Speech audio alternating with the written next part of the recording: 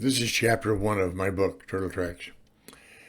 I think our posterity would greatly benefit if we chronicled our lives for them, with our likes, dislikes, points of view, experiences, relationships, etc.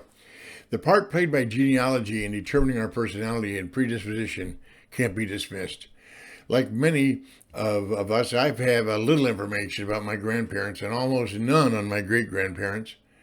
Family traits can be seen in my brothers and sisters, aunts, uncles, and cousins. There are some stripes we can't change. I can certainly see where they affected me. When I was well into adulthood, my mother gave me some old photos, among which was one of me as a boy of maybe 4 or 5 years of age. I was standing in the front yard of my maternal grandparents' home on DeCosta Street in Detroit, Michigan, where we were living while building our log cabin in Farmington. As a baby, I'd contracted a bad case of asthma and had received many shots of adrenaline to keep me breathing. Finally, the doctor told it refused to actually inject any more in me, saying it would adversely affect my heart. He suggested another climate for me.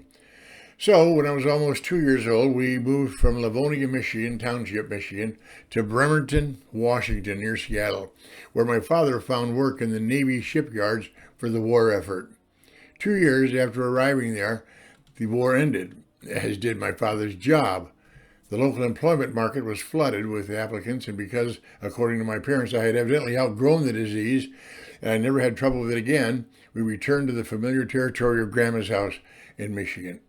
2 years later, we would move into our secluded log cabin in the woods of Farmington Township, Michigan. That photo told a story about me. I was looking into the sun with a big carefree smile on my face. My arms were filled with my favorite toys: an airplane, a truck, a train engine, and a car. I was destined to be a traveling man. Our property in Farmington was heavily wooded, so much so that grass and not even weeds would grow in the yard. I remember carving roads in the sand, and for hours on end, all alone, I would run my cars and trucks over them. By the time I was 10, I was riding my bicycle over the gravel roads for miles each day around our area. At 12, I began leading an expedition of friends by bicycle to surrounding lakes and gravel pits for days of swimming. In winter, we would ice skate on the frozen creek down the street from the house. We would also pull our sleds 2 miles into town to the hill behind the Catholic Church and spend the day with the kids from around the area whizzing down that hill. At 14, I had 16-year-old friends with cars, and winter sports changed.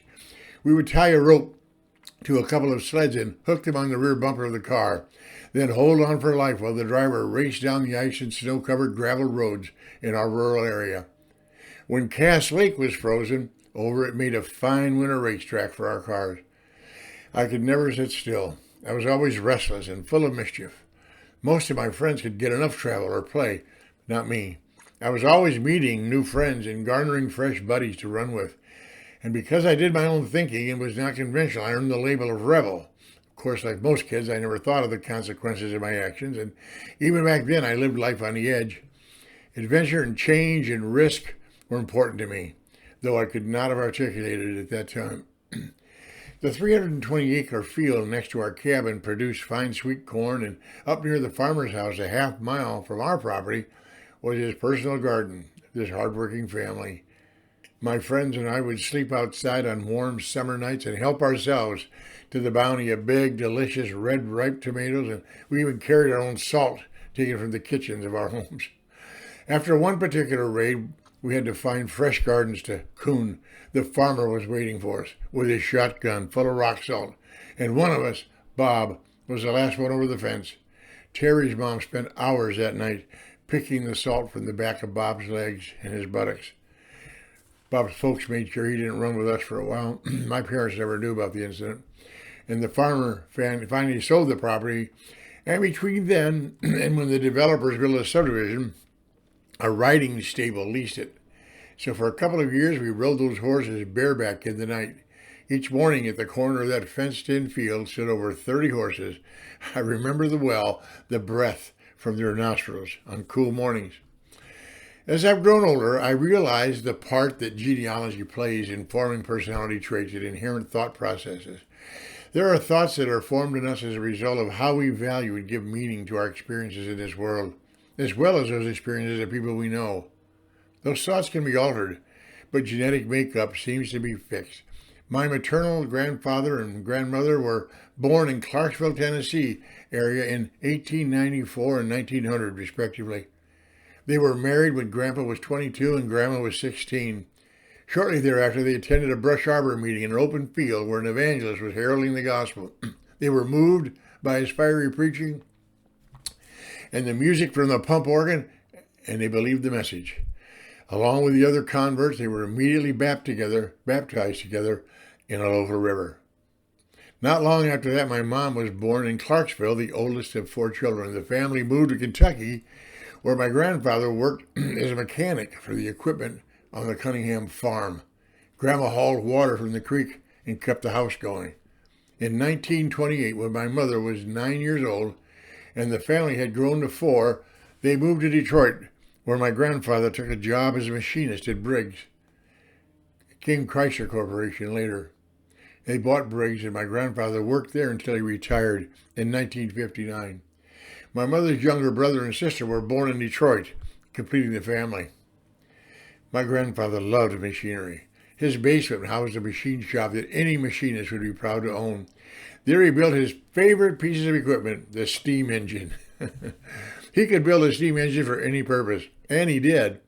He wanted to travel, but work and kids kept him home most of his life except for vacations. But the year before he retired, he purchased a yellow and white 1958 Ford and drove that car many miles around the country with Grandma. He and Grandma were quiet and stable and peaceful, unassuming people. They raised their kids and weathered the storms of life without complaint.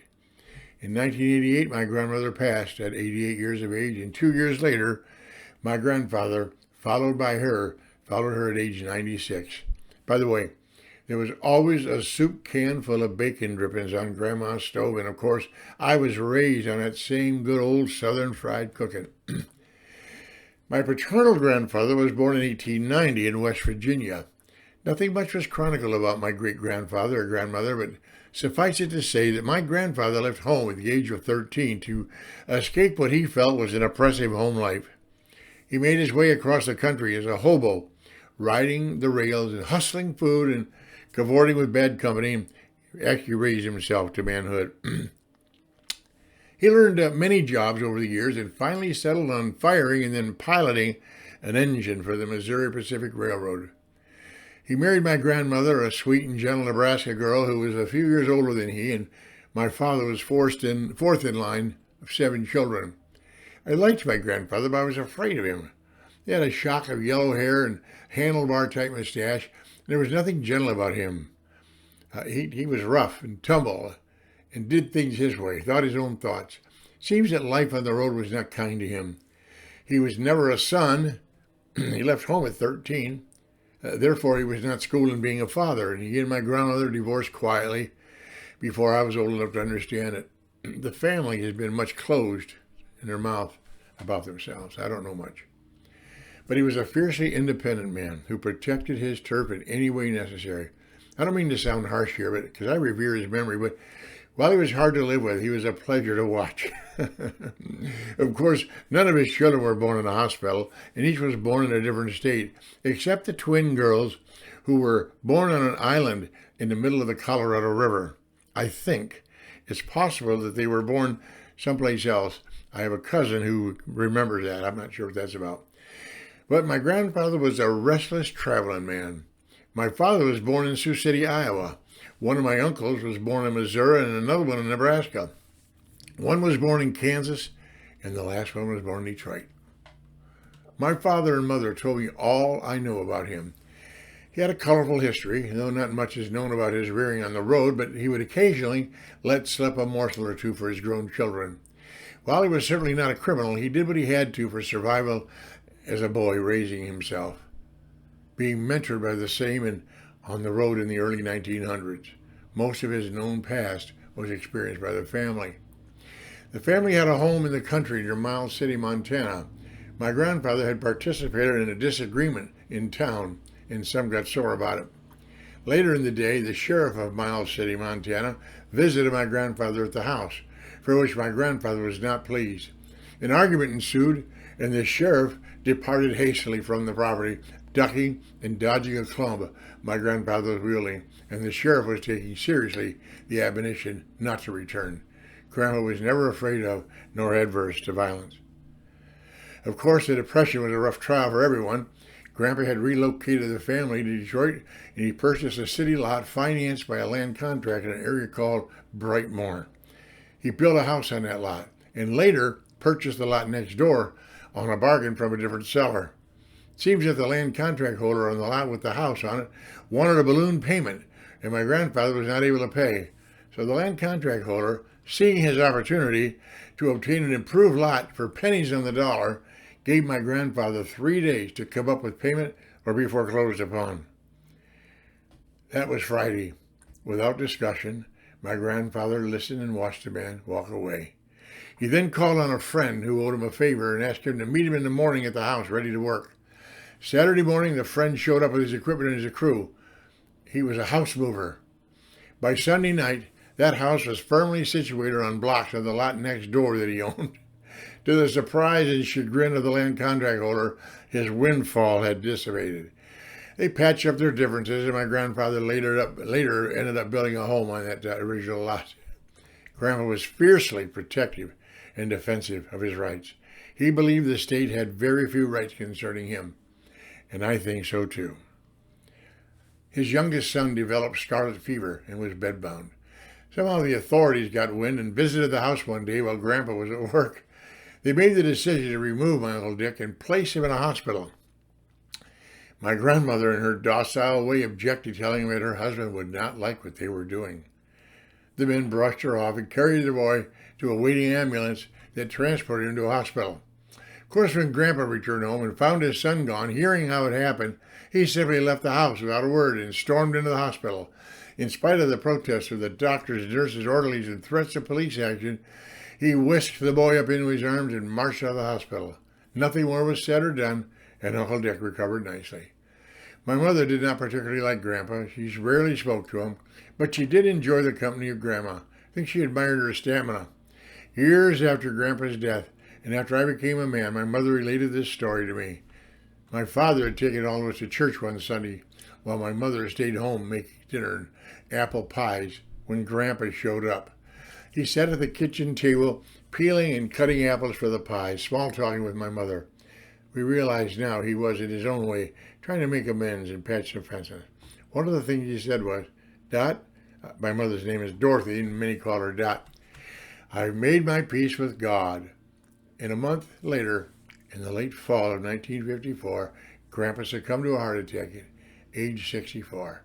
My father said it would have been avoided if my grandfather had listened to the counsel and not had worked so hard, pouring concrete with one of his friends. Many years later, Grandma passed quietly at age 83.